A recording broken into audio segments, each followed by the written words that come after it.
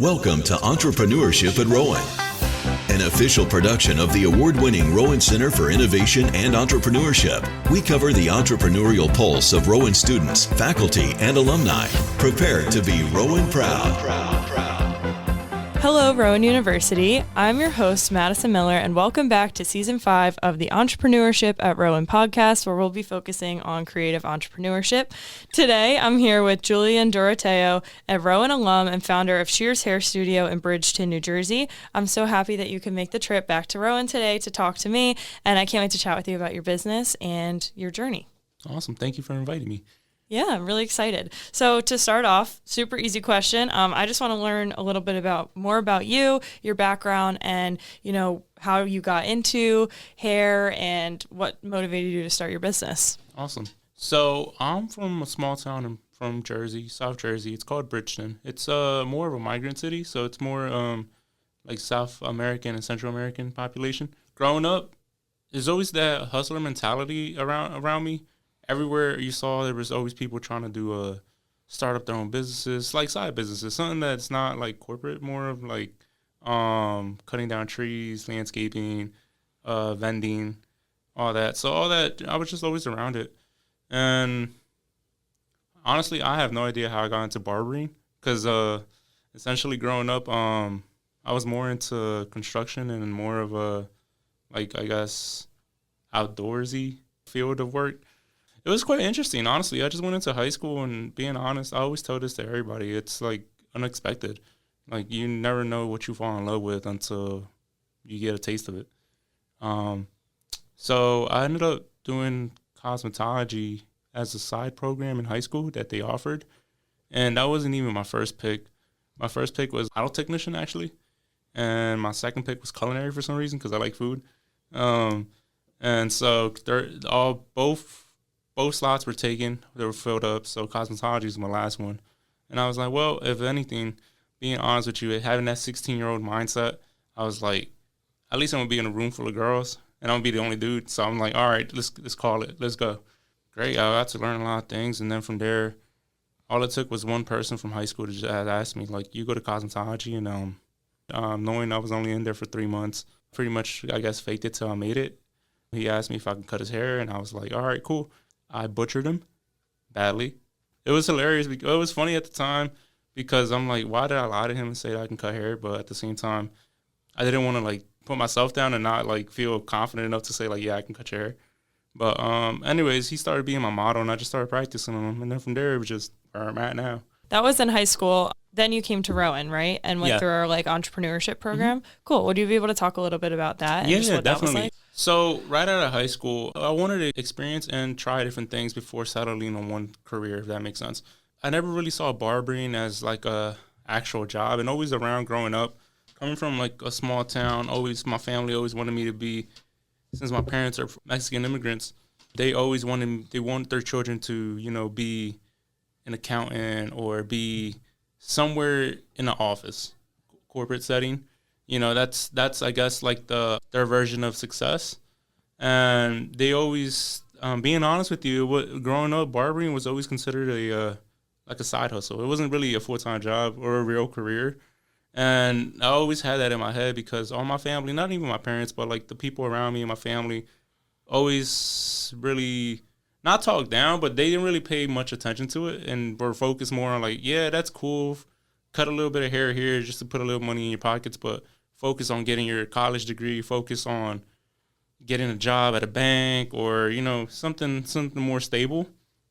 And so right out of high school, I didn't jump into the college right away. I actually joined the Marine Corps. And once I joined the Marine Corps, I had that mindset. My father was in the military as well, but not here though. He was in the Mexican Marines. And so I joined the Marines here to try to relate to his experience and see if I like it, because he did 15 years. So I was like, maybe I could do my career in the military, and just keep the barbering as a side hustle. And within the first year, I was like, yeah, I don't think I'm going to do 15 years here. I'm going to do my time and get out. Thankfully, I joined the reserves. And honestly, that was like the best of both worlds. I got a taste of the military, and I also got a taste of the civilian life, the grown-up life right out of high school. after all my training and all that, I come back home. They tell me I have the opportunity to use my GI Bill. I was like, awesome. So I'm not going to let that money go to waste, you know. I enrolled into Rowan. And honestly, it was one of those things where I could have not gone to college and used that money towards another vocational program or something, use it towards another thing. But something was calling me towards more of the college setting. And I was like, you know what, I'll give it a try. I always liked business. I always thought business was an interesting field because it's so creative in a way. You know what I mean? You could do anything with business, with the business mindset. Initially, when I enrolled at Rowan, I wanted to do business administration only because I had a cousin who did business administration years ago, and she's well off. You know, she has a good position. And I was like, you know what? I'll give that a try. She always encouraged me to follow in that field. So I was like, all right, cool. I sat down with an advisor. I told him if I could enroll in business administration. And after sitting down one-on-one, honestly, I wish I could remember her name. But she convinced me to switch over to entrepreneurship and try the entrepreneurship major. After having a conversation with her, she asked me what I was into, what I wanted to do. And after everything, she's like, it kind of sounds like you want to be an entrepreneur. And I was like, I didn't even know that entrepreneurship was an actual major. I thought, you know, entrepreneur is someone who just doesn't go to college, you know. I guess I didn't have, like, knowledge behind it. So once I agreed, I was like, yeah, let's do it. I'll do the entrepreneurship program. And honestly, I went in there with a clean slate. I had nothing pre-programmed to see what I was getting myself into. It was fun. I'm not even gonna lie. Like the entrepreneurship major, yeah, we had to do work and all that, but it's not like the type of work that's like dreading. You get actual value from it. And the main thing I picked up as my first year at the entrepreneurship program was the networking. A lot of networking events, networking hours, and this is coming from me. I was always a social person in high school, but when it came to like going, I guess, social within my friend group, but when it came up to meeting different people, I was always like, a little scared, a little nervous because I just didn't know how to approach them. And the first year out here, I was like, we went over the 30-second pitch, and I don't know why, but that stuck to me, and I kept practicing that. Even though a lot of people around me didn't really like pay mind to it, it wasn't one of the things that like I kind of like focused and tried to master in a way. And I actually remember having my my girlfriend time me to see where she'll act like a stranger. I'll go up to her and she'll time me and see like how I do and if it sounds correct and what can I take out, what can I put in, stuff like that. Second year was when they actually started, I guess, like, I wouldn't say applying pressure, but more of like motivating me to like get out of my shell and more of I guess, put things in gear. Did you do like any of the business competitions that we have here with Shears? Yeah. Actually, for both years I was here as a junior and senior, I did the new venture competition. Yeah. That was actually where Shears was born. Everybody always tells us, well, this isn't I should have wore the other sweater, but you ever go to the bookstore and you see it's always been around for years. It's the OG, I call it like the OG font, college font. It just says Rowan. Yeah. Like literally our original Shears merch that we got was that same thing, just Shears. And it was more of everybody asked me, they're like, oh, it looks like Rowan like Rowan colors. And I'm like, well, it's because it was born in Rowan classroom. Love that. Yeah, the business was born in, I think, room 213, honestly. It was one late night, and me and my buddy Jake, we were just there till 1 a.m. trying to perfect this new venture pitch. The first pitch was a little chaotic because it was during COVID, so everything was online.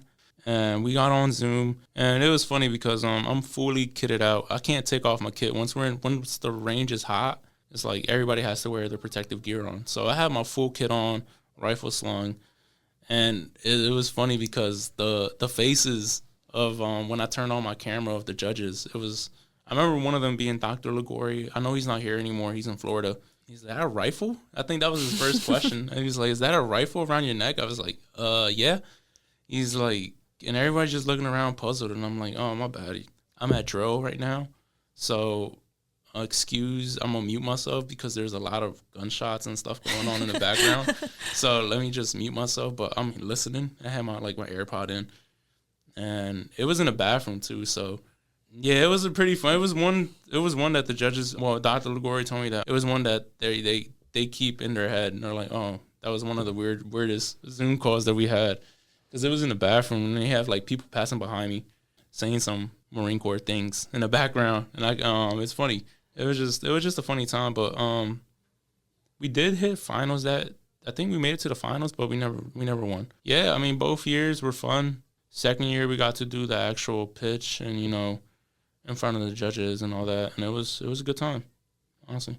Also, thank you for your service as well. I meant to say that, but I didn't want to cut you off. So when did you actually open up like your store in Bridgeton? We got the keys March 13th of 2023. We did a grand opening March 26th, officially opened up March 27th. Wow, that's amazing. Yeah. We had 2 weeks to get everything ready, like sign, buy all the gear, all the chairs and stuff like that, because at the same time, everything just fell in place that year. Honestly, the art, not only like the accelerator program was brought up, but we also found our location last minute too. My girlfriend drove past it, and she was like, "Look, this location is open. It's open for rent to lease out." And we were like, "Oh, that's a perfect location. It's it's a lot of cars drive by. It's in a good area." We were like, and we were like, well, you know what? Let's just make a call, talk to the owner of the property and see what we can do. And once it didn't take more than a week, go through the accelerator program and then get the contract and start the lease processing for opening up a business. Oh wow, that's amazing, and that's so cool how quick you were able to do that. And yeah, it was honestly chaotic, and I always heard that just take the chance, As, a cosmetologist, what would you say like is the most creative part of your business? Whether that's like cutting hair, or would it be more of like the business aspect? How are you able to use your creativity in your day-to-day job? Cosmetology and barbering, and in a way, it's unique because it's the job that allows you to express your real self, and the way you express yourself attracts the type of people, attracts the clients that you bring in.